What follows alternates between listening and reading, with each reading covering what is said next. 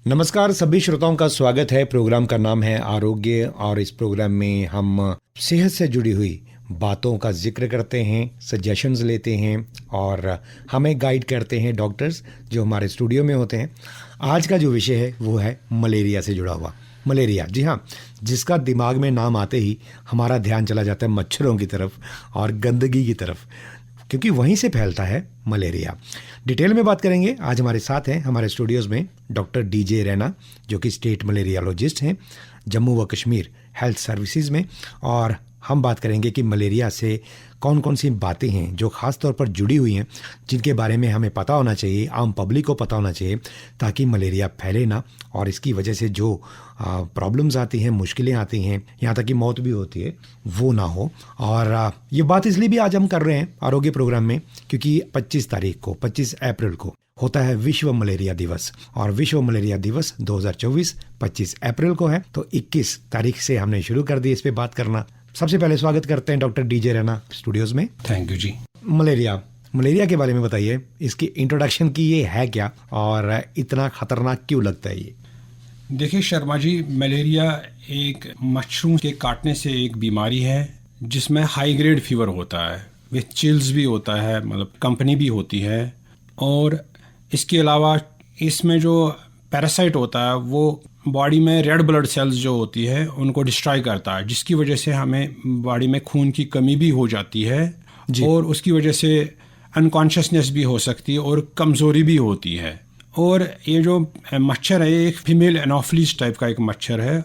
उसकी female variety अपने nutrition के लिए किसी इन्फेक्टेड बंदे जो ऑलरेडी संक्रमण जिसमें है उसका ब्लड सक करके एक हेल्दी बंदे को जिसमें अभी ये मलेरिया नहीं है आया हुआ जिसके शरीर में जी, उसको फिर दोबारा बाइट करके तो उसमें वो मलेरिया फैला देती है। और मैं इस बारे में एक चीज़ बताना चाहता हूँ। पहले जो मलेरिया वर्ड है मैल एयर, मैल मीन्स बुरी हवा, लेकिन मैं आपको श्रोताओं को ये क्लियर करना चाहता हूँ, ये हवा से नहीं फैलने वाली है, खाली एक मच्छर के काटने से ही हो जाती है। मतलब एक इंसान से दूसरे इंसान में ये वैसे नहीं होती जैसे टच करने से, या वैसा कुछ नहीं है, कम्युनिकेबल नहीं है। नहीं है तो कम्युनिकेबल ही है, मतलब बिकॉज है तो ऑर्गेनिज्म एक जिस्म से सक करता है मच्छर तो दूसरे जिस्म में इंट्रोड्यूस करता है, लेकिन थ्रू मच्छर होता है ना, लेकिन थ्रू मच्छर होता है, थ्रू ये नहीं होता है जैसे एयर से नहीं होता, एयर से नहीं होता है, टच से नहीं होता, जैसे आप कहते हैं टच से नहीं होता, उससे नहीं होता है, कंटेजियस नहीं है जी। जैसे मैंने कहा कि विश्व मलेरिया दिवस है, वर्ल्ड मलेरिया डे है 25 तारीख को, तो इस वर्ष का थीम, क्योंकि हर साल तो थीम होते हैं इसके, जी। इस साल का थीम क्या है? इस साल का थीम है accelerating the fight against malaria for a more equitable world. वो मैं हिंदी में ऐसे बताना चाहता हूँ, जो मलेरिया के अगेंस्ट फाइट हमारी ऑलरेडी चल ही रही है, तो हमारी फाइट को एक्सेलरेट कर रहे हैं, हम इसको और ज़्यादा बढ़ावा दें, और तेज़ी से और कोई फोर्स से, एनर्जी से हम ये फाइट करेंगे ताकि एक इक्विटेबल वर्ल्ड हो। सभी वर्ल्ड में जहाँ पर मलेरिया ज़्यादा जिन एरियाज़ में हो, उनमें थोड़ा बीमारी ज़्यादा है, लोग अच्छी तरह काम नहीं कर पाते, तो सभी जगह जो मलेरिया का बर्डन हम कम करें ताकि वर्ल्ड में मलेरिया की वजह से इनइक्वालिटी ना रहे। तो इस दिन की शुरुआत कैसे हुई, अगर थोड़ा आप इस पे बताएं हमारे श्रोताओं को। ये 2007 में वर्ल्ड हेल्थ असेंबली जो है हमारी, जो वर्ल्ड में एक हेल्थ को रेगुलेट करने वाली एजेंसी है, उसने एक उसकी 60th असेंबली में ये शुरुआत करी इस वर्ल्ड मलेरिया डे की, ताकि इसके बर्डन को हम पूरे वर्ल्ड से कम करें और लोगों को इसके प्रिवेंटिव मेजर्स के और इसको कंट्रोल करने के तरीकों से अवगत कराएं। तो ये बहुत बड़ा एक संक्रमण होगा, ये पूरी दुनिया में फैला होगा और बहुत सारे कंट्रीज में ये ज़्यादा होता है और उसका असर जो होता है वो आम पब्लिक पे होता है, आम जनता पे होता है, लोगों पे होता है। हाँ जी। इसके सिम्टम्स जो आपने बताए, उसके अलावा प्रिकॉशंस की बात करेंगे, ट्रीटमेंट क्या है इसका? अगर हम प्रिवेंशन की बात करें सबसे पहले, because prevention is better than cure, ये बताया गया भाई परहेज इलाज से बेहतर है। तो सबसे पहले हमने जो ये है पानी को जमा नहीं होने देना किसी भी जगह, जैसे 7 दिन से ज़्यादा पानी जमा होए तो उसमें ये मच्छर पनप सकता है। जैसे हमारे पास वाटर कूलर्स हैं या जैसे हमारे पास गमले हैं, फ्लावर पॉट्स है, या बर्ड बाथ्स हम रखते हैं, या कोकोनट शेल्स होती हैं, या टायर्स होते हैं, टूटे हुए टायर्स होते हैं, उनमें भी पानी ये जमा हो जाता है, तो वो हमने जमा नहीं होने देना। या नालियाँ ब्लॉक हो जाती हैं, पानी रुक जाता है। नालियाँ ब्लॉक होती है, उससे दूसरे किस्म का मच्छर होता है, उसका क्यूलेक्स, वो उससे मलेरिया नहीं होता जी। ये यूजुअली स्टैग्नेंट वाटर में ही ये इससे, तो हमने पानी जमा नहीं होने देना है। और दूसरा हमने क्या करना है, जो भी हमारे पास वाटर कंटेनर है उनको टाइटली लीड रखना है हमने, मतलब ढक्कन ढक के रखना है, खुले नहीं रखना है। और मैं आपको ये भी बताऊं, जैसे गमलों के नीचे हम ट्रेज रखते हैं, वास्ट ट्रेज रखते हैं, तो हम उनकी तरफ हमारा ज़्यादा ध्यान नहीं जाता। वो वास्ट ट्रेज भी हमने खाली करने, कम से कम हफ्ते में एक बार, जहाँ जहाँ पर भी पानी जमा होता एक बार हमने हफ्ते में वो पानी खाली करना है, ताकि मच्छर हमारा पनप ना सके। तो उसके अलावा जो जहाँ तक पर्सनल प्रोटेक्शन की बात है, ये तो हो गई जो सफाई स्वच्छता की हम हाँ बात जी, करते हाँ, हैं, घर जैसे के आगे मतलब एक तो सफाई है, स्वच्छता रखनी है ताकि मच्छर ना ब्रीड कर सके। दूसरा, हमने अपने आप को कवर करना है अच्छी तरह, फुल स्लीव्स पहन के जाना, और अगर जरूरत पड़े मच्छर ज़्यादा है तो हमने मच्छरदानी वगैरह या जो एंटी मॉस्किटो क्रीम्स उसका भी हम इस्तेमाल कर सकते हैं। तो उसके अलावा जहाँ तक आप ट्रीटमेंट की बात कर रहे हैं, ट्रीटमेंट हमारे पास हर हेल्थ फैसिलिटी पर फ्री ऑफ कॉस्ट अवेलेबल है गवर्नमेंट की तरफ से। तो इसमें ट्रीटमेंट में सबसे पहले हमने नियरेस्ट जो हमारी हेल्थ फैसिलिटी है उधर जाना है, तो वहाँ पर डॉक्टर साहब देखेंगे, तो वो आप जिन पर उनका शक होए कि भाई इस बंदे में मलेरिया हो सकता है, उसका टेस्ट वगैरह होते हैं, उसके टेस्ट होता है, एक ब्लड का टेस्ट होता है, स्लाइड बनाते हैं जी। तो उसका टेस्ट करके वो देखते हैं, अगर तो इसमें मलेरिया पैरासाइट हो तो उसको हम ट्रीटमेंट विद इन 1 डे शुरू करवा देते हैं। और उससे पहले अगर मान लीजिए शाम के रात के वक्त होता है, बुखार होता है, तो उस वक्त फिजिबल नहीं हो किसी जगह जाना, तो उस टाइम हम थोड़ा सा पानी की पट्टियाँ कर सकते हैं, सिर पर, बाजू पर, टांगों पर कर सकते हैं, या अगर एक पैरास्टामॉल फर्स्ट एड के तौर पर हम एक ले सकते हैं उस टाइम। जी। जो इसका अटैक होता है मलेरिया का, जब भी किसी इंसान को होता है, तो वो बच्चों से लेके बुजुर्गों तक सेम इफेक्ट होता है, या कईयों में ज़्यादा प्रॉब्लम भी हो सकती है एज वाइज, या किसी को कोई पहले से बीमारी है, किसी रोग से ग्रस्त है, तो उनको ज़्यादा इसका अटैक हो सकता है? जी, आपने बिल्कुल ठीक कहा। जैसे बाकी बीमारी में भी देखा गया था, कोविड में भी हम देख रहे थे, बच्चों और एल्डरलीज में ज़्यादा उसका प्रभाव पड़ता था। तब इम्यूनिटी की बहुत बात होती है। इम्यूनिटी की बात होती है, बिल्कुल, बिकॉज इम्यूनिटी बच्चों और एल्डरलीज में कम होती है शक्ति फाइट करने की बीमारी के, तो उसमें इसके प्रभाव थोड़ा सा ज़्यादा हो जाता है। तो ये बात, और अगर आप जैसे कह रहे थे कि बाकी बीमारियों से ग्रस्त है, जैसे किसी को रिनल डिजीज़ है या किसी को हार्ट डिजीज़ है, मतलब यहाँ किसी और इम्यूनो कम्प्रोमाइज ड्रग्स पर है कोई, जैसे कोई डायबिटीज़ है, इन लोगों में ज़्यादा प्रभाव इन चीज़ों, और उनको ज़्यादा प्रिकॉशन रखने की ज़रूरत रहती है। जी। इसका पीक सीजन क्या होता है, बहुत ज़्यादा कब फैलता है ये पीक सीजन जून से आगे है, मतलब आप मई से लेके चलिए, मई से दिसंबर तक इसका सीजन रहता है मलेरिया का। हाँ जी। तो आपने बताया मच्छर की वजह से तो डेंगू और भी रोग हैं जो होते हैं। हाँ, मलेरिया अलग से कैसे है इसमें? मच्छर की वजह से डेंगू भी हो सकता है और चिकनगुनिया भी हो सकता है, जो हमारे यहाँ पर हुए हैं केस, पास्ट टाइम्स में भी हुए हैं जी।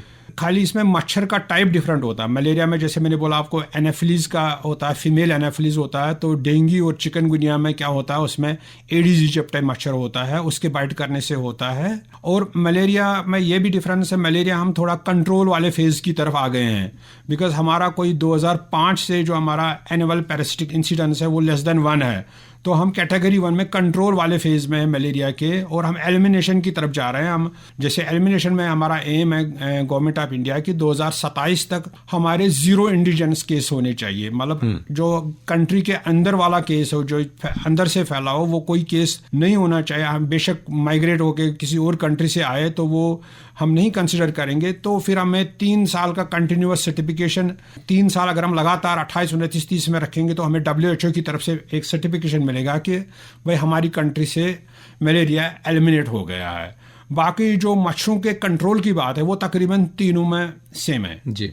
अगर किसी को हो जाता है मलेरिया तो उसमें जैसे खाने पीने की बात आती है, कोई भी डॉक्टर के दिखाने जाता है, वो कहता है ये बीमारी है आपको तो परहेज कीजिएगा, ये खाइएगा, ये नहीं खाइएगा। इसमें कुछ खाने पीने का होता है परहेज वगैरह कुछ, या सिर्फ कंट्रोल करना और टाइम के साथ वो खत्म होता है? देखिए खाने पीने का इसमें रोल डेफिनेटली है, बिकॉज मैंने जैसे आपसे पहले भी बात करी कि इसमें भाई जो रेड ब्लड सेल्स हमारी डिस्ट्रॉय होती है, उसकी वजह से हमारे खून में कमी होती है। तो खून में कमी को पूरा करने के लिए हमें जो भी डाइट में मान लीजिए आयरन रिच डाइट है, प्रोटीन रिच डाइट खाना है, वो सारा कुछ करना है। उसके अलावा जो बढ़ाने के लिए जो दवाइयाँ भी होंगी, बिकॉज कमज़ोरी भी होती है, तो वो सारी ड्रग्स एज वेल एज जो औषधियाँ है वो हमें लेने की जरूरत पड़ सकती है। नॉर्मली क्या होता है जब किसी को बुखार होता है तो वो दवाई खा लेता है खुद से ही, डॉक्टर को नहीं दिखाते। तो इस केस में मच्छर कब काट जाए कोई पता नहीं होता, और कभी ध्यान भी नहीं जाता कि मच्छर ने काटा है और उसको मलेरिया हो जाता है, लेकिन वो अपनी ही दवाइयाँ खाता रहता है। तो उससे क्या इफेक्ट हो सकते हैं और सेल्फ मेडिकेशन का इसमें क्या रोल है? देखिए सेल्फ मेडिकेशन में सबसे पहले मैंने आपको बोला भाई अगर शाम का टाइम है, कोई या अनरीचेबल कोई किसी से नियरेस्ट हेल्थ इंस्टीट्यूशन जो दूर है, तो उस टाइम इमीडिएटली बुखार को कंट्रोल करने के लिए वो एक पैरास्टामोल की टिक्की खा लेता है फर्स्ट एड। उसके अलावा कोई और सेल्फ मेडिकेशन नहीं लेनी चाहिए, उसके बुरे असरात हो सकते हैं जो उल्टा जो ये बीमारी के असरात है उनको और कॉम्प्लिकेट कर सकते हैं। तो इसलिए ये मेरी सभी श्रोताओं से एक गुजारिश रहेगी कि वो सेल्फ मेडिकेशन में या जो क्वेक्स हैं या रजिस्टर्ड प्रैक्टिशनर्स नहीं हैं उनकी एडवाइस पर ना जाके सही जगह जाकर ट्रीटमेंट ले लें। जी, आपके विभाग के डिपार्टमेंट की क्या एक्टिविटीज़ रहेंगी आने वाले समय में? 25 तारीख के लिए क्या तैयारी है? जैसे 25 तारीख में सबसे पहले हमारे जैसे एक रथ यात्रा निकलती है, हर साल निकलती है, हमारे डायरेक्टरेट ऑफ हेल्थ सर्विसेज से निकलती है। तो वो पूरे सिटी में वो जाता है, वो लोगों को एजुकेट करते हैं रिगार्डिंग मलेरिया और रिगार्डिंग जो इसके भी activities prevention and control measures हैं। उसके अलावा जैसे टीवी टॉक्स होती हैं हमारी या रेडियो टॉक जैसे मैं आपसे अभी बात कर रहा हूँ, और इसके अलावा जैसे हम SMS बल्क SMS हम भेजते हैं। उसके अलावा जैसे हम स्कूल्स को इन्वॉल्व करते हैं, स्कूल हेल्थ टीम्स होती हैं, RBS के टीम्स होती हैं, उनको इन्वॉल्व करते हैं। मोबाइल मेडिकल यूनिट्स होते हैं, वो इसके बारे में प्रिवेंशन एंड कंट्रोल के बारे में जागरूकता में फैलाते हैं। और जैसे सोशल मीडिया है, जैसे व्हाट्सएप है, ट्विटर है जिसको X कहते हैं अभी, या फेसबुक है, उसके माध्यम से भी हम लोगों को जागरूक करने की कोशिश करते हैं। और इसके अलावा जैसे डिस्ट्रिक्ट और ब्लॉक लेवल पर भी ये सिमिलर एक्टिविटीज़ होती हैं। जी, अब प्रिंट मीडिया को भी हम इन्वॉल्व करते हैं, प्रिंट मीडिया में भी हमारे अखबारों वगैरह में भी हमारे मैसेज जाते रहते हैं। जब आप पब्लिक में जाते हैं, मैसेज लेके जाते हैं, जैसे आपने कहा कि रथ यात्रा निकालते हैं, तो आपकी कुछ एक्सपेक्टेशंस होंगी जो आपकी उस तरफ होती हैं, पब्लिक की तरफ होती हैं, लोगों की तरफ होती हैं। कितना फुलफिल हो पाता है, मतलब क्या रिस्पांस रहता है वो लोगों की तरफ से? आपकी उन एक्टिविटीज़ में पार्टिसिपेशन कितनी होती है? लोग बढ़ चढ़ कर हिस्सा लेते हैं हमारी एक्टिविटीज़ में, लोग जागरूक हैं इस सिलसिले में। और ये लोगों की ही एक्टिव पार्टिसिपेशन की वजह से है कि भाई पिछले 2005 से हमारा मलेरिया J&K स्टेट में कंट्रोल में लेस देन 1 API है जो मैंने आपको बताया जी, और हम ऑलरेडी कैटेगरी 1 में पहुंच गए हैं, जहां से हम एलिमिनेशन के लिए नेक्स्ट स्टेप बढ़ा रहे हैं। ये लोगों की एक्टिव पार्टिसिपेशन की वजह से ही है। हर साल होता है, एक एक्टिविटी होती है कि एक धुएं से भरी हुई गाड़ी वो निकलती है शहर के बीच में से। क्योंकि मैं इसलिए सवाल कर रहा हूँ क्योंकि ये बहुत सारे लोगों के में भ्रांतियाँ होती हैं कि ये क्यों हुआ, ये खतरनाक है, ये हमारी सांस को प्रॉब्लम करेगा, हमारे घर के अंदर धुआं आ गया। अब वो धुआं तो नहीं होता, फ्यूमिगेशन बोलते हैं उसको, लेकिन वो क्यों करते हैं, कितना सेफ है, वो आम पब्लिक के लिए पूछता हूँ सवाल आपसे। ये थर्मल, इसको एग्जैक्टली टेक्निकल टर्म जो है थर्मल फॉगिंग करते हैं। उसमें हम इंसेक्टिसाइड हम वातावरण में हम डालते हैं, तो जिससे जो मॉस्किटो है वो मर जाता है, लोगों को मलेरिया से और बाकी जो वेक्टर बॉर्न डिजीज़ है उनसे रोकथाम के लिए मतलब वो ज़रूरी है। और उससे लोगों को कोई बुरे असरात नहीं होते, लोगों को उसके बारे में डरने या चिंता करने की कोई ज़रूरत नहीं है। कोई टिक्की वगैरह भी पानी में डालते हैं, पीने के पानी में, क्विनैन की बोलते हैं जो हम नॉर्मली नाम लेते हैं इसका, कुछ ऐसा होता है? नहीं, आजकल तो वैसा नहीं चलता। मतलब आजकल हम यही ट्रीटमेंट दे देते हैं, जैसे मैंने आपको बताया कि क्लोरोक्विन देते हैं, प्राइमाक्विन देते हैं। अगर फैल्सिपलम का मलेरिया उसमें एटेनोसाइड कॉम्बिनेशन थेरेपी देते हैं। जैसे मैंने आपको बताया, इसमें अभी मैं बताना चाहूँ 2 टाइप के मलेरिया होते हैं। जैसे वाइवैक्स जो कॉमन है, और भी टाइप के होते हैं, वाइवैक्स मलेरिया होता है, फैल्सिपलम मलेरिया होता है। तो इनका ट्रीटमेंट का मॉडलिटी थोड़ा सा डिफरेंट है। तो बाकी पानी में घोलने के लिए हम ऐसा कोई दवाई नहीं देते आजकल। जी, चलते चलते हमारे लिसनर्स को कोई मैसेज अपनी तरफ से जो सुन रहे हैं आपको इस समय? हाँ जी, मेरा ये मैसेज रहेगा श्रोताओं से कि सबसे पहले जो मैंने अभी प्रिकॉशनरी मेजर्स बताए, जैसे आपने जहाँ जहाँ पर भी पानी इकट्ठा होता है वो विद इन 7 days वो पानी हमने चेंज करना है। कूलर से, जितने भी मैंने बताए, फ्लावर वासेस से, फ्लावर पॉट से, बर्ड होल से, या कोकोनट शेल्स, या जैसे टायर्स में जहाँ पानी जमा होता है वो नहीं जमा होने देना है। और जहाँ पर जैसे आपने कहा कि स्वच्छता रखनी है, गंदगी नहीं, गार्बेज जमा नहीं होने देना, जहाँ पर मच्छर पनपने का ये रहेगा। और दूसरा लोगों से ये भी रहेगा भाई, क्योंकि हम 2027 में एलिमिनेट करने जा रहे हैं मलेरिया को, तो वो इसमें हमारी भरपूर मदद करे, प्रिवेंशन कंट्रोल में हमारी मतलब एक्टिवली पार्टिसिपेट करें, ताकि हम इसको ये कमिटमेंट जो हमारी है तो इसमें हम कामयाब हो सकें। तीसरा, मेरे वर्कर जो हैं फील्ड में, जैसे अर्बन एरियाज़ में, रूरल एरियाज़ में, उनकी ये कहते हैं कि लोग हमें घरों में जाने नहीं देते, बिकॉज वो आइडेंटिटी कार्ड पहने हुए होते हैं हमारे वर्कर्स। वो आपको एजुकेट करते हैं इसके बारे में, मलेरिया के बारे में। और दूसरा, वो देखते हैं आपके घर में अगर कोई फीवर केस है, मतलब जिसमें कंपनी वगैरह उसमें एक वो स्लाइड बनाएंगे, वो उसका टेस्ट करेंगे, तो वो घर जाके भी वो पता चलेगा कि अगर मलेरिया तो उसका ट्रीटमेंट किया जाता। आपने उनके साथ भी कोऑपरेट करना, और डिपार्टमेंट के साथ भी, और बाकी हमारी कोऑपरेशन तो लोगों के साथ है ही है।